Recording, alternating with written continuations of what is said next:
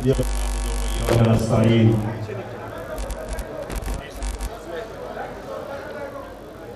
मैं आसिम आपका शुक्रिया अदा करता हूँ कि पहले आप और फिर ये जो आपने बड़ी जेनरस कंट्रीब्यूशन दी शौकत खानम को, मैं दोनों के लिए आपका शुक्रिया अदा करता हूँ। मैं सियालकोट बार आपका शुक्रिया अदा करता हूँ कि आपने मेरी इज्जत की, मुझे ऐसा इस्तकबाल दिया, मैं आपका शुक्रिया अदा भी करता हूँ।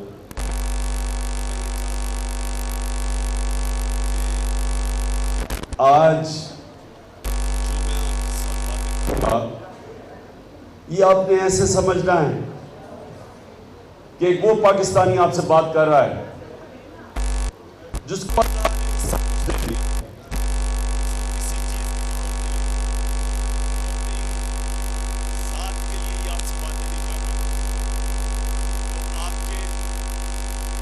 आपके बच्चों के मुस्तकबिल के लिए आज मैडम कैमरे लगे में आगे देखें, आसिम ने भी बात की रूल ऑफ लॉ,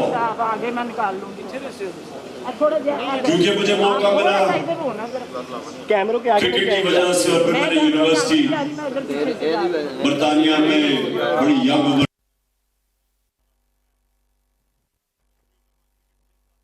कई सालों तक सर्दियों में पाकिस्तान गुजारता था। जगह ही नहीं है आगे, कहाँ जाएंगे? तो मैंने बड़े अंदर से इन दोनों सिस्टम्स को देखा हुआ है, हमारा निजाम और वो निजाम जो कि कामयाब निजाम है, जगह दे दो जिधर यहाँ लोग मरते हैं वीजा लेके उधर जाने के लिए। बरतानिया का, यूरोप का निजाम, अमेरिका का निजाम, मैंने मुआज़ना किया हुआ है सब सिस्टम्स का। आराम से देखिए, मैंने आराम से तहम्मुल से, क्योंकि बड़ी मैंने इंपॉर्टेंट आपसे बात करनी है, क्योंकि आपके ऊपर बहुत बड़ी जिम्मेदारी है इस वक्त, इसलिए आपने जिस माशरे के अंदर रूल ऑफ लॉ नहीं होता वो कभी खुशहाल नहीं होता।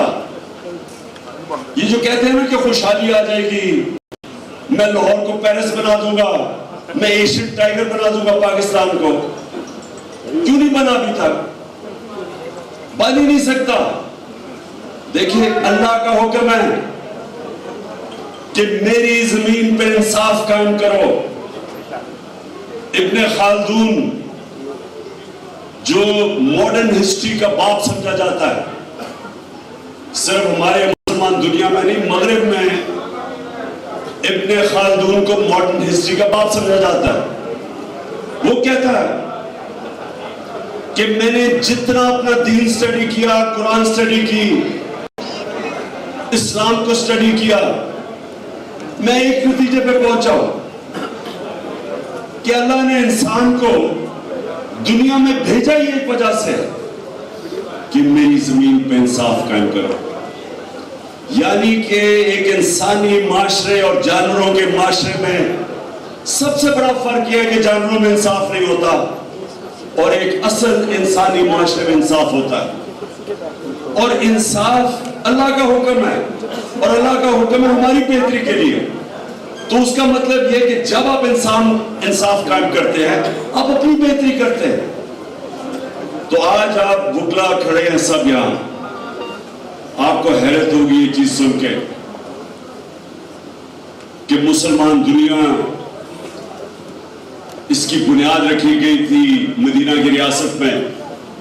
दुनिया के सबसे अजीम लीडर हमारे नबी सल्लल्लाहु अलैहि वसल्लम ने, तो सबसे पहले चीज क्या उन्होंने एस्टैब्लिश की थी? अदल और इंसाफ। सबसे पहले जो बुनियाद रखी गई थी पहले इस्लामी रियासत की, वो इंसाफ पे रखी गई थी और रूल ऑफ लॉ। और रूल ऑफ लॉ का मतलब यह होता है कि कोई कानून से ऊपर नहीं है। उन्होंने कहा मेरी बेटी भी अगर चोरी करेगी उसको सजा मिलेगी, और सबसे पहली जो लाडली बेटी उसका नाम लिया और उन्होंने कहा कि तुम्हारे से पहले बड़ी कौमें तबाह हुई, जिधर कमजोर के लिए एक कानून, छोटा चोर चोरी करे तो जेल में और बड़ा चोर जो डाका मारे तो उसको NRO मिल जाए, यानी उसको पकड़ा ना जाए। सुने प्लीज, देखें तो बाद में तकरीर ना रहे, लेकिन ये बड़ा इंपॉर्टेंट है आपके लिए सुनना, क्योंकि आपका मुल्क, हमारा मुल्क आज उधर खड़ा है, दो राहों में खड़ा हो गया है। एक तरफ तबाही है और एक तरफ जद्दोजहद है उस पाकिस्तान की जिसके लिए बना था, जो इस शहर का अजीम ज़हन डॉक्टर अल्लामा इकबाल ने जो तस्वर दिया था पाकिस्तान का। अब दो तरफ है, या आप इधर जाएंगे, ये चोरों का टोला जो ऊपर मुसल्लत किया गया है, 60% कैबिनेट जमानत पे है, प्राइम मिनिस्टर को सजा होने वाली थी, अंडर ट्रायल था वो और उसका बेटा, 16 अरब के केस पे FIA के जो नौकरों के नाम पे चोरी का पैसा नौकरों के नाम पे आया, सजा होने वाली थी उसको। राना सनाउल्लाह का इसका अपना वजीर कहता है, वो आबिद शेर अली का बाप के, ये इसने 18 कत्ल किए, वो इंटीरियर मिनिस्टर है। उधर जो लंदन में बैठा मफरूर और कन्विक्टेड मुजरिम, वो फैसले कर रहे हैं मुल्क के। उधर तंजनाता फिर आसर जरदारी, जो सारी दुनिया उसको 10% यानी चोर समझती है, वो कैसे मुल्क की क्या फ्यूचर हो सकती है? अगर ये मुल्क के ऊपर बैठ गए और हम ये समझें कि हम जनाब अपने यहाँ काम करते रहेंगे और मुल्क बच जाएगा, हम पाकिस्तान के नारे मारते रहे, कोई फ्यूचर नहीं है इस मुल्क का।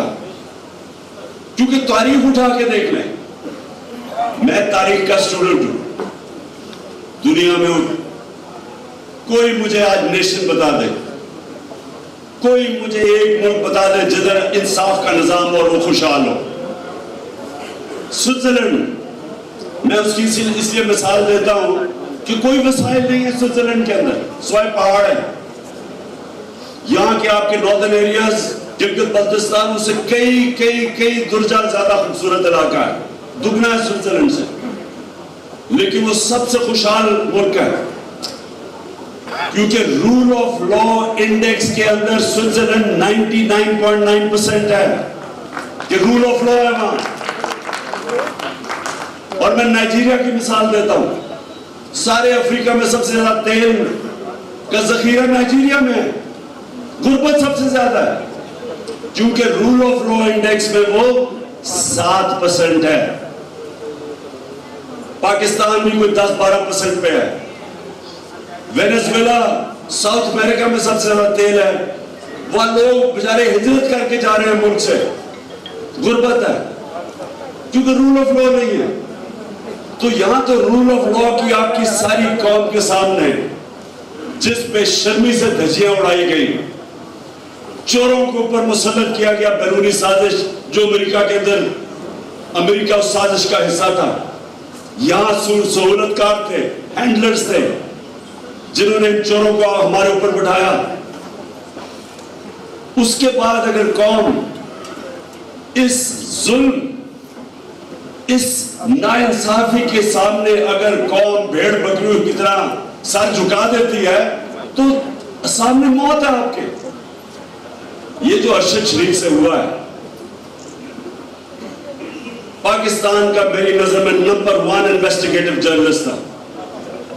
वो आदमी जो सिर्फ और सिर्फ मुल्क के लिए खड़ा था, राय हक पे खड़ा होता था, कई दफा गलत भी होता है, लेकिन वो अपने ज़मीर के मुताबिक राय हक पे खड़ा था, मुल्क के लिए खड़ा था। जो मुल्क की बेहतरी है, अरशद शरीफ उधर खड़ा था। कोई उसका दुश्मन भी नहीं कह सकता था कि वो कभी अपने ज़मीर का सौदा करता था। बाज़मीर एक वो जर्नलिस्ट, सहाफत जो मुल्क का असासा होती है, ऐसे सहाफी मुल्कों का असासा होते हैं कि मुल्कों के ओपिनियन मेकर्स बन जाते हैं, क्रेडिबिलिटी है। क्यों इतना गम है आज? मैंने कभी पाकिस्तान में किसी सहाफी के इस तरह, और भी सहाफी कत्ल हुए हैं पाकिस्तान में, लेकिन मैंने कभी इस तरह का रंज और दुख पाकिस्तान में नहीं देखा, और गुस्सा जो अरशद शरीफ पे हुआ, क्योंकि सारा पाकिस्तान जानता था, इसके मुखालिफ भी जानते थे कि वो एक दलेर, ना डर, एक सच्चा, एक मुहिब वतन पाकिस्तानी था और उसने जान अपनी दी और शहादत ली। हर किसी को हम शहीद कह देते हैं, जी फलाना शहीद है, ये शहीद है, एक्सीडेंट में मरता शहीद है। वो आदमी जिसको पता था कि उसकी जान खतरे में, मैंने उसको 2 दफा कहा कि मुल्क से बाहर चले जाओ, क्योंकि मुझे इंफॉर्मेशन थी इसको मारने लगे। धमकियां मिल रही, एजेंसी कभी कुछ उसको कह रही है, सिर्फ इसलिए कि वो खड़ा था रजीम चेंज के खिलाफ साजिश के ऊपर। वो बार बार बेनकाब कर रहा था। हुक्म आते थे जी नामालूम नंबर से कि ये ना करो तुम्हें ये कर देंगे, पता था। फिर घर में उसको धमकियां दी उन्होंने। फिर उसको हमने मुल्क से बाहर निकाला। फिर दुबई के ऊपर पहुंच गया उसके पीछे कि दुबई से इसको वापस भिजवाया जाए। उधर से वो कीनिया गया और वहां भी इन्होंने उसका पीछा ना छोड़ा। वो लोग जो चाहते हैं कि हम ये चोरों को एक्सेप्ट कर बैठे, और ये जो इन्होंने जुल्म किया, पाकिस्तान से चोरों को पहले ऊपर ले बिठाया, उन्होंने इस मुल्क की माइशत का बेड़ा गर्क करके रख दिया। आज पाकिस्तान की क्रेडिट रेटिंग माइनस पे चली गई है। जब मूडी देखो, जब फिच देखो, कर्जा आपको देने के लिए तैयार नहीं है पाकिस्तान को। कर्जे हम वापस कर नहीं सकते, रुपए पे प्रेशर है, आगे तबाही नजर आ रही है, इंडस्ट्री बंद हो रही है, किसानों सड़कों पे। कौन सी क़यामत थी जो इससे पहले क्या हो रहा था 6 महीने पहले? पाकिस्तान की इकोनॉमिक सर्वे के मुताबिक जो इन्होंने पब्लिश किया है, पाकिस्तान की तो 17 साल में बेहतरीन ग्रोथ रेट हो रही थी। इन चोरों को ऊपर बैठाया, मुल्क का बेड़ा गर्क कर दिया और सिर्फ एक काम किया कि 1100 अरब रुपए के करप्शन के जो केसेस थे वो दिन ब दिन अपने खत्म करते जा रहे हैं। आए थे अपने चोरी खत्म करने के लिए। मेरे ऊपर 3.5 साल एक बस मेरे ऊपर ब्लैकमेल हो रहा था कि मैं किसी तरह इनको एनआरओ दे दूं, और मेरी सारी स्टेटमेंट्स पढ़ते हैं। मैंने कहा मैं जो भी मर्जी हो जाए मैं तुम्हें एनआरओ नहीं दूंगा, और इसलिए नहीं दूंगा कि मैं मुल्क से गद्दारी करूंगा, मैं अपने अल्लाह से गद्दारी करूंगा। ये कौन सा निजाम है जो बेचारे जेल भरे हुए हैं गरीब लोगों से, जो मजबूरी में बेरोजगारी में चोरी करें वो जेलों में चले जाएं, और ये डाके मार के पकड़ने लगो मुल्क से बाहर भाग जाए, वहां डील करें एनआरओ ले और वापस आ जाए और फिर चोरी करें। इसके सुनने मेरी बात, मेरे मौला का हुक्म है कि तुम्हारे से पहले मेरे मौला ने कहा कि मेरी जमीन पर निकल के देखो। कुरान में क्या, कितनी कौमें तबाह हुई जो मेरे हुक्म पे नहीं चली। उसका हुक्म है अमर बिल मारूफ व नही अनिल मुनकर, हक और सच के साथ खड़े हो और बदी का मुकाबला करो, उसके खिलाफ खड़े हो। हुक्म है उसका, अल्लाह का। कहीं उसने नहीं कहा आए बस बस बस बस, कहीं उसने नहीं कहा कि जी मैं आप न्यूट्रल रह लो। न्यूट्रल रहने की इजाजत नहीं दी उसने किसी को। या एक तरफ खड़े हो या जाओ चोरों के साथ। और हमें यहां कहा गया कि जी हम न्यूट्रल हैं, ताकत आपके पास है और हम न्यूट्रल हैं। ये इस तरह है कि आपके घर ये बिल्कुल वैसे है कि मेरे घर पे डाका पड़ जाए और चौकीदार कहे जी मैं न्यूट्रल हूं, मैं कुछ नहीं कर सकता। उनके ऊपर डाकुओं को बिठा के और कहें जी हम तो जी न्यूट्रल हैं।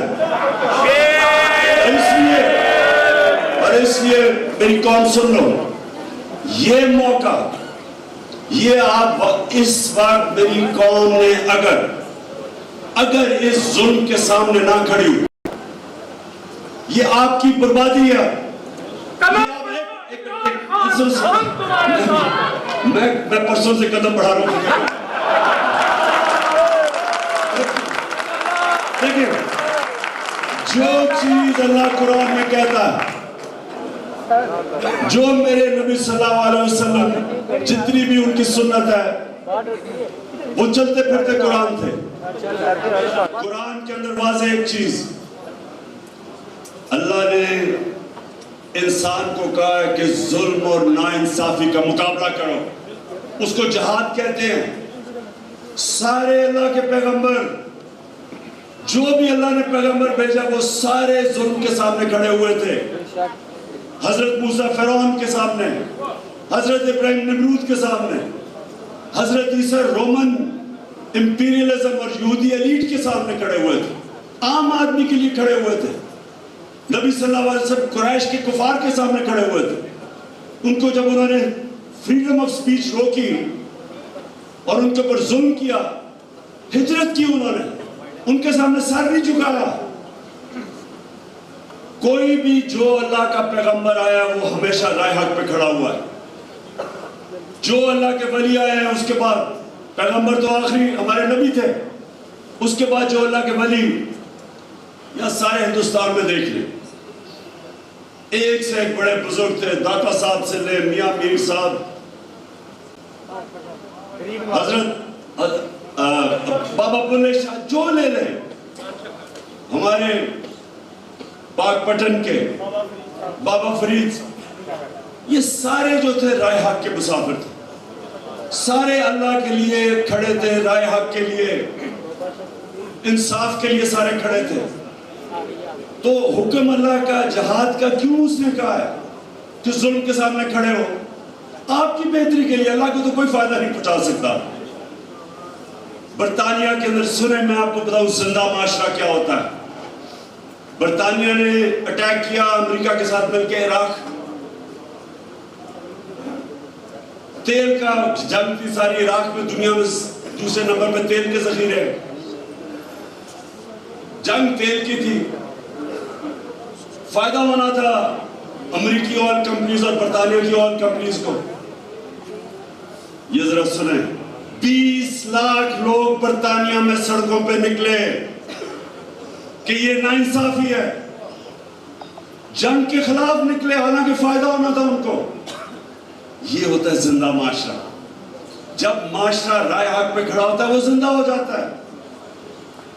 जब ये आप इस तरह के जुल्म जो अशर शरीफ से हुआ, जो आजम स्वाति 75 साल का सेनेटर, एक ट्वीट कर दी उसने, कौन सा आसमान फट गया था, उसको नंगा करके 75 साल के आदमी को नामालूम अफराद नंगा करके उन्होंने उसको पर तशद्दुद किया।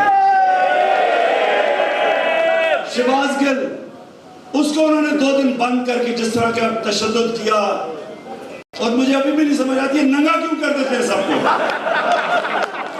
ये कितने बेशर्म लोग हैं कि सिर्फ इंसान को जलील करने के लिए। ये हमारे आइन के अंदर है। हमारा आइन इंसान की डिग्निटी को प्रोटेक्ट करता है। ये आइन की वायलेशन करते हैं और डरते हैं सारे इनसे, को पूछता कोई नहीं है।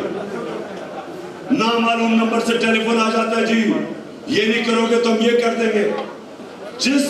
और ये बिल्कुल वही है कि मैं मिसाल देता हूँ, ये अफ्रीकन बफलो की, अफ्रीकी जो भैंस है, हजारों में खड़े होते हैं, 5-10 शेर उनके ऊपर हमला करते हैं, भागना शुरू कर देते हैं, वो एक को पकड़ के 5-6 शेर खा जाते हैं। वो सबसे तगड़ा जानवर है अफ्रीकी बफलो। वो क्योंकि डराते हैं, वो अपनी जान बचा के सारे भागना शुरू हो जाते हैं। वो सारे खड़े हो जाए, वो शेरों की मजाल है उनके करीब जा सके, लेकिन अपनी जान बचाते हैं, खुदगर्ज हैं, बुज़दिल हैं। ये हमारे से हो रहा है। ये जनाब नामालूम नंबर से टेलीफोन आता है, वो सारे डर जाते हैं।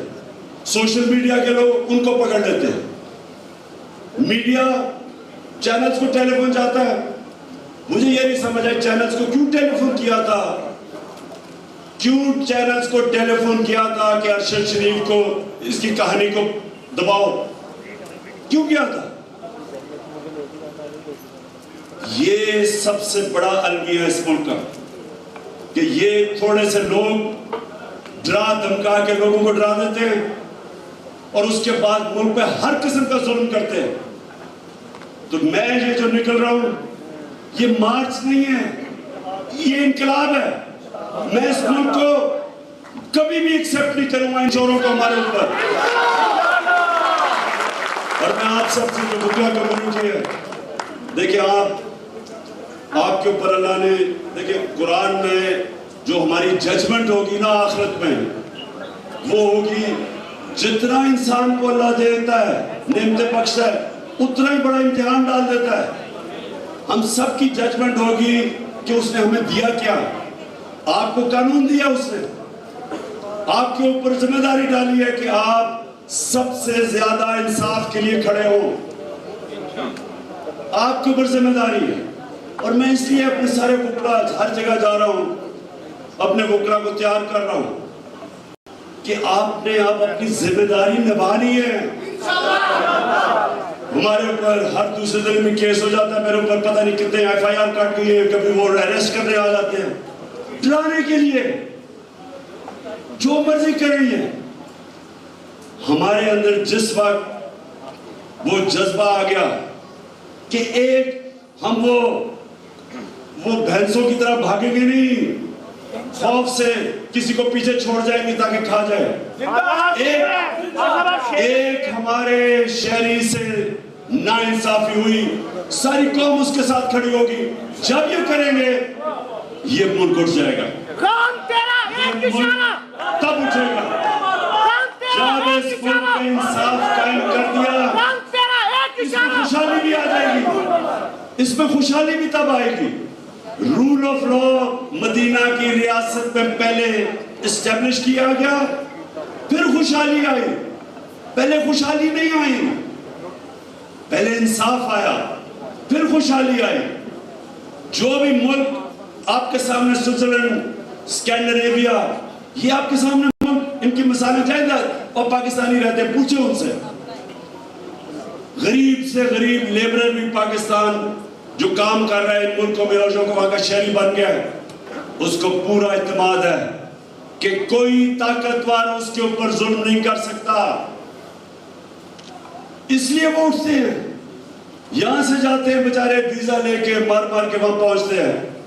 उनके बच्चे उनके स्कूलों में जाते हैं और वो देखते देखते जब उनको वो एक ऐसा इंसाफ का माशरा मिलता है, वो उठ जाते हैं।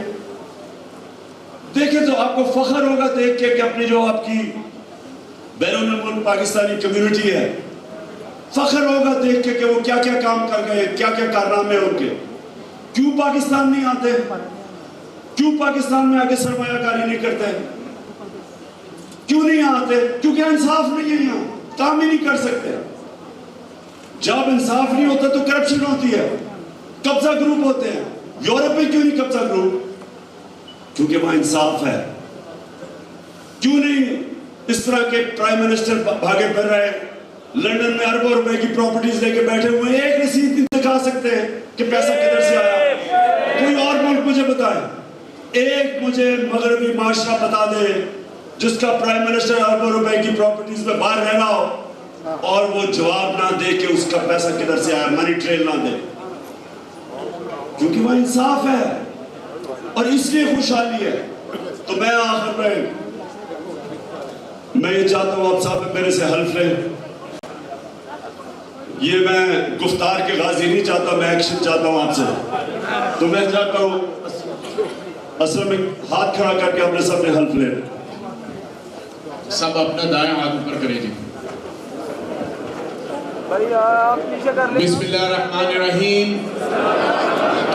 मैं अल्लाह ताला को हाज़िर नाज़िर जानकर हलफ उठाता हूँ कि मैं पाकिस्तान के आईन और कानून की हमेशा पासदारी करूंगा और ये कि मैं बैरूनी साजिश से आई मौजूदा हुकूमत को अवाम की जमहूरी ताकत से बदलने तक अपनी तमाम तर आईनी और जमहूरी जिम्मेदारियां पूरी करूंगा और ये कि मैं खुशहाल और आजाद पाकिस्तान के लिए हमेशा जद्दोजहद करूंगा। अल्लाह ताला हम सब का हामी और नासिर हो। आमीन। पाकिस्तान